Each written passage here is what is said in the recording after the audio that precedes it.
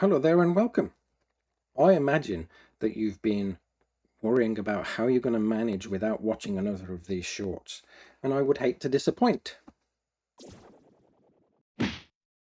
All right then, where were we? Oh yes, so in the last little series of shorts, we looked at what businesses were, kind of why they exist, and various different ownership structures of businesses, and if you want to watch them, you can. Now, this little series of shorts is about information. More specifically, it's about how we use information systems and information technology to interact with data and information to be able to create things like knowledge. Now, I don't really mind, and I don't really care too much, if you're the manager of some huge multinational, or a waiter in a restaurant, or the chef in that restaurant, or a student in a university, or an artist in their garret. At some point in your life, in your career, in the jobs that you're doing now, you will interact with information systems. It's just going to happen. This is a prediction, and I think it's a fairly good one. So surely it makes sense, whether or not you're in a business major or you're like that artist or whatever, to understand some of the terminology and some of the things that these systems do to make your life potentially easier, because at some point you may be the person who's deciding what the systems get to do, what information they work with, what kind of people are going to use them, what to buy, even if it's to do with information technology. All of these things are made much easier when you understand what it is that we're talking about. So this little short is going to go over some of the basics. Things like definitional stuff, what we mean when we're talking about data and information, what information systems are, and so on, so that in the short to follow and in the courses to follow, you'll be able to understand what it is that we're talking about when we're talking about, say, data. It's not the android on Star Trek, by the way.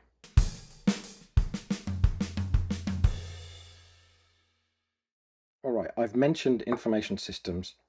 What is an information system? What is information systems? Information systems is an area that's devoted to the study of how people and different information interact using various processes and various technologies to do the work that they do in order to produce something useful, which ultimately is things like knowledge, as we'll get to shortly. It looks at things like usability, how people actually use the systems, the ways in which people interact with the systems to produce useful information and knowledge, the ways in which information and information technology is used in various parts of, for example, businesses in order to do the things that they need to do to make their own lives easier, and a whole bunch more. You could actually do degrees in this stuff, and people do. And if you're one of my students at Ontario Tech, you will be learning a whole bunch more about information systems as you go on through the university. And so this gives me the chance to not only cover some of the basics, but also to jump into various bits that I think are important, in the sure and certain knowledge that there will be other stuff covered as you go forwards. And that's great. So in that sense, information systems are socio-technical systems. They're built up of not just the technology, but also the people and the processes that people use within that technology to take the information and make it worthwhile, make it useful for them. It's pretty cool. So I've already used a few different terms, and I think it's probably good in this short to go through what I'm talking about when I'm talking about these things. We'll start with data. For our purposes, data is just like ones and zeros, unless we're looking at quantum, in which case it gets complicated. But for us, we'll just look at it as like a bunch of ones and zeros.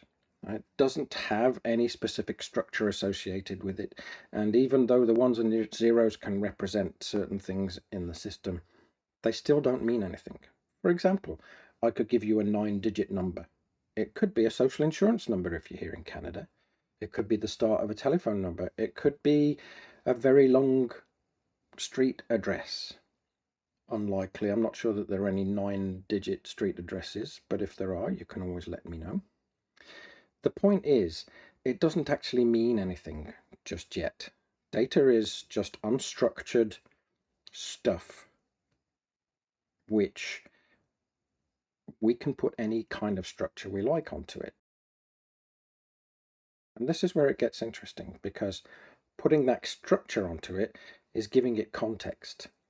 And when we take data and apply context to it, we can create something useful, something that we can use in order to help us make decisions and do specific things associated with or to that data. When we take data and give it context, we create information. So here's the example with the 9 digits. If I told you that the 9 digits was a SIN number, a social insurance number, then all of a sudden it starts to make sense in a specific context. You know it can't be somebody's telephone number anymore. You know it's not a street address anymore. You know it's a social insurance number, and you can do something specific with it. If I told you that the same 9 digits was a student ID number, again, that context allows you to create a set of things around that information which allows you to do something sensible with it. Pretty cool, eh?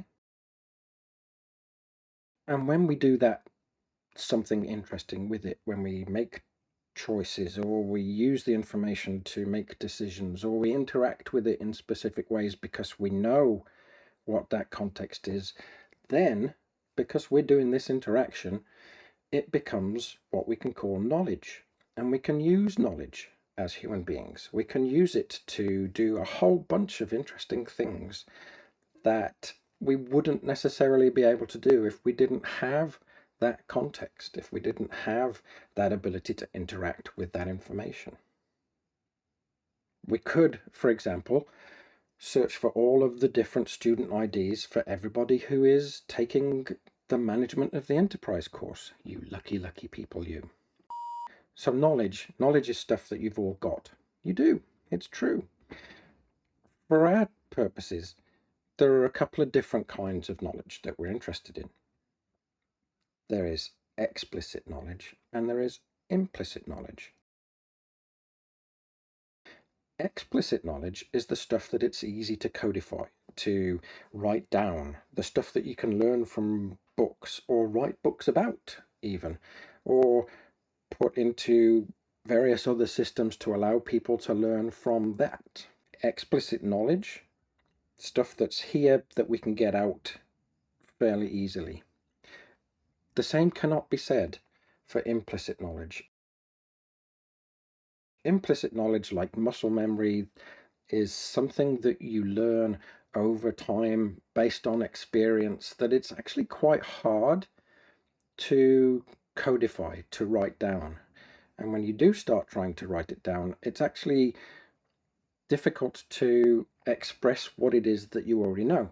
Like, for example, how to hit a ball across a set of fields somewhere so that it lands in a little hole, or how to turn a lathe in a specific way to get a beautiful turn on a piece of wood, or how to fill in a specific form just so that the CRA or the IRS or the Exchequer or wherever it is from the place that you're in doesn't come back and audit you. It's these little bits of random learned implicit knowledge that make things work and that are awfully hard, like I said, to write down, which is why businesses care so much about what they call knowledge management, because as well as it being the hardest stuff to write down, it's also the worst stuff to lose.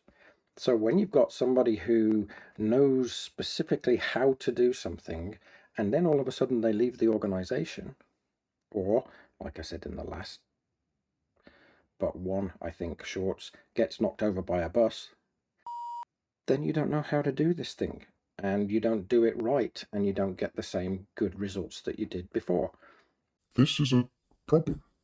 So knowledge management, which is codifying and putting down in one place so that people can learn it, all that explicit and implicit knowledge within the organization is a huge endeavor and a very important one. So what have we got?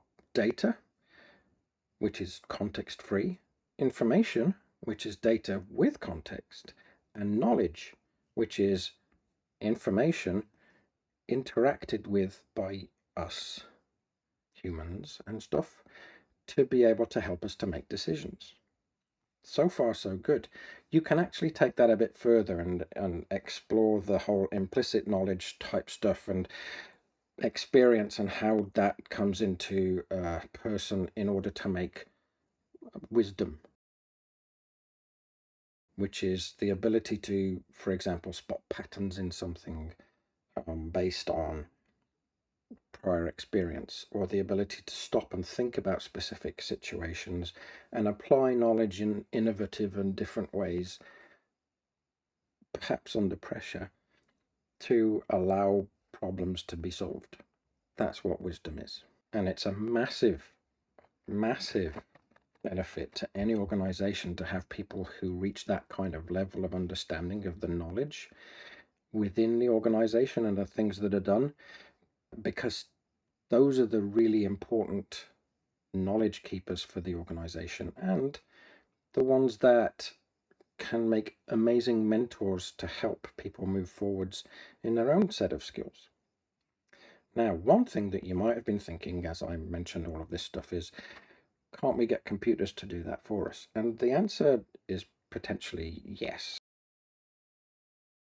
And when you think about artificial intelligence or AI, what it is good at is taking a bunch of data and information and spotting connections in order to make that knowledge to allow it to make certain decisions, predictions, or forecasts, or simply different ways of looking at the knowledge that human beings already have.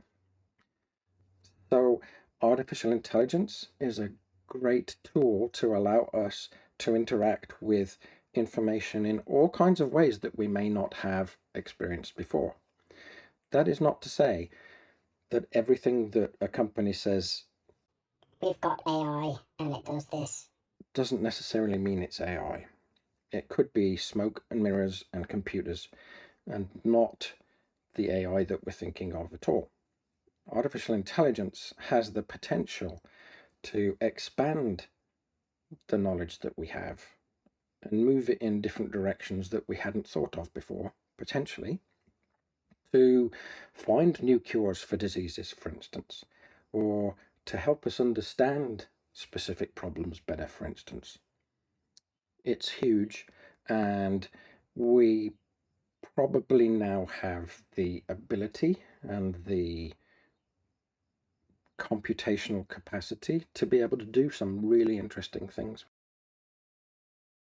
What have we got so far? Data, information, knowledge, wisdom. What about technology? I've mentioned information technology a whole bunch, and I mentioned it when I talked just now about artificial intelligence. So technology isn't something that's really hugely fantastic. It's just something that we make. So if I had a pen, I would show you a pen. A pen or a pencil is technology in the right place. Computers are certainly technologies. The stuff that we're interested in from the point of view of information systems is information technology. It's also a huge field, and we won't go very deeply into it, but in the next short, we're going to look at what information technology actually is, what makes it up. And that will allow us to be able to move forwards with some of the stuff that we can do with information systems. It'll be fun. I'll see you there.